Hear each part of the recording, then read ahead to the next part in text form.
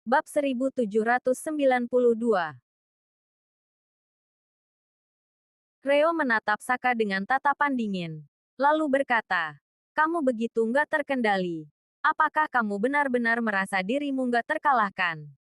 Di dalam Gunung Reribu, para ahli berkumpul seperti pohon di hutan. Banyak dari mereka memiliki kerabat yang kamu sakiti. Aku menyarankan agar kamu nggak sembarangan melukai orang. Wajah Elin dan yang lainnya berubah. Ada dua jenis saran di dunia ini. Yang pertama adalah saran agar orang lain mempertimbangkannya. Sementara yang lain adalah saran yang menyuruh orang lain mengikuti kata-katanya. Ini jelas adalah yang kedua. Ancaman terang-terangan. Tenanglah, kata Elin buru-buru memperingatkan. Dulu, Adril mati karena melawan otoritas. Dia tidak ingin Saka mengulangi kesalahan yang sama.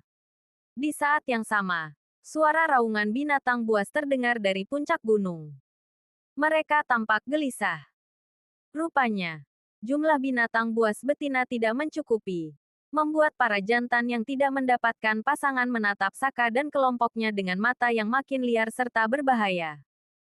Tampaknya, binatang-binatang buas itu terstimulasi oleh obat afrodisiak, sehingga kekuatan mereka jauh lebih ganas daripada sebelumnya. Saka menatap binatang-binatang buas itu sejenak, lalu tiba-tiba tersenyum sambil berujar, "Baiklah, aku setuju. Kalau orang-orang dari kota Sentana bersedia memberikan kontribusi, mereka bisa masuk ke Gunung Reribu." Ekspresi di wajah Reo yang juga melihat situasi binatang buas yang mengamuk tampak sedikit berubah. Dia pun menambahkan, mereka bisa bertempur, tapi nggak boleh sampai kehilangan nyawa. Permintaan ini bahkan lebih keterlaluan. Orang-orang dari wilayah selatan hanya bisa merasa marah dan tidak berdaya. Sementara orang-orang dari kota Sentana sangat gembira. Namun, Saka tersenyum simpul sambil berkata, "Baiklah, aku setuju." Reo langsung merasa lega mendengar ini. Kemudian, dia dengan cepat memerintahkan agar orang-orang dari kota Sentana untuk naik ke gunung. Kelompok dari wilayah selatan hanya bisa menerima keputusan ini. Saka sudah melakukan yang terbaik. Mereka tidak bisa berkata lebih banyak. Di sisi lain, Reo terus memperhatikan gerak-gerik Saka, berjaga-jaga kalau dia berubah pikiran.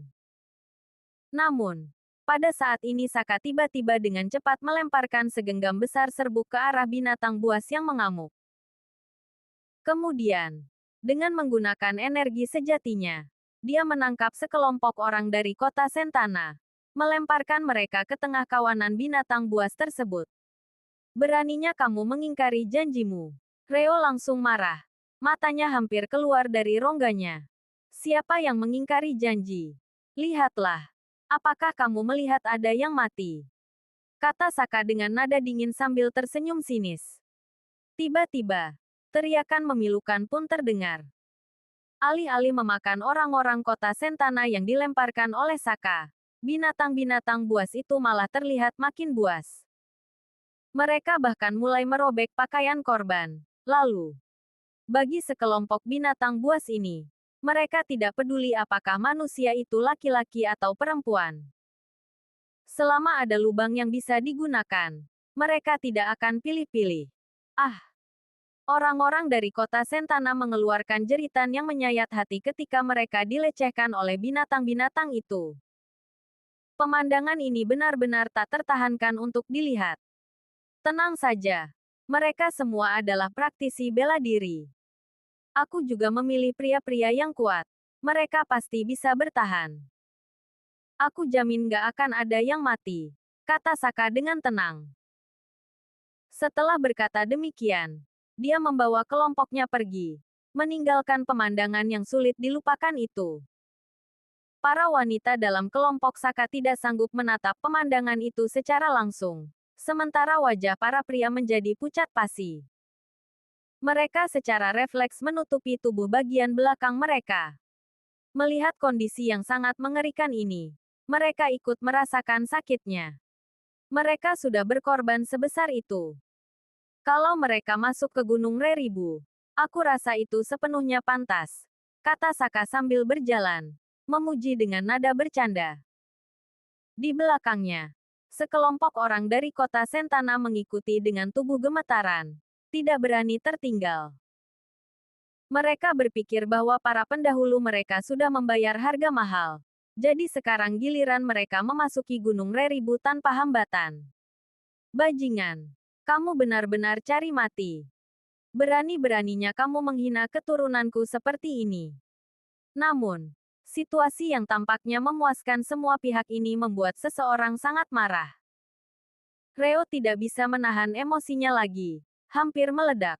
Dalam sekejap, kekuatan seorang ahli tingkat langit tahap 8 meledak. Dia tampak seperti singa yang akhirnya keluar dari kandangnya. Saka mengejek. Apa kamu mau main dengan kekerasan? Aku sudah memenuhi permintaanmu. Nggak ada yang mati. Hanya kehormatan mereka yang hilang. Kenapa kamu masih nggak puas? Namun, sebelum dia selesai berbicara, sebuah pukulan dengan kekuatan luar biasa datang menghantam ke arah Saka dengan keras.